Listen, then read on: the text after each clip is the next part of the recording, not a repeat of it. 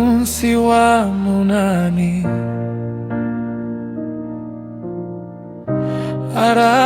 arabasezerera, basubira mu mahema yabo bishimye,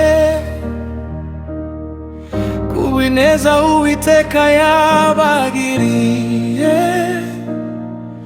Natwe uyu munsi niko twishimiye ineza yawe Mana, ihora hafi yacu. Niyo mpamvu tunezerere mu mitima yacu yuzuye n'ibyishimo, kuko wadukunze mwami. Turanezerewe, turanezerewe.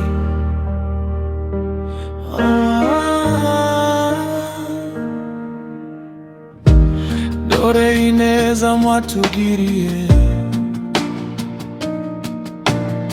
mbese ntitwakwituye ngo bigaragare.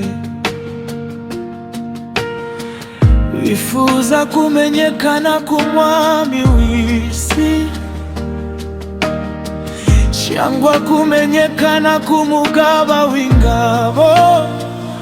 Oya mwami, nibera mu bacu.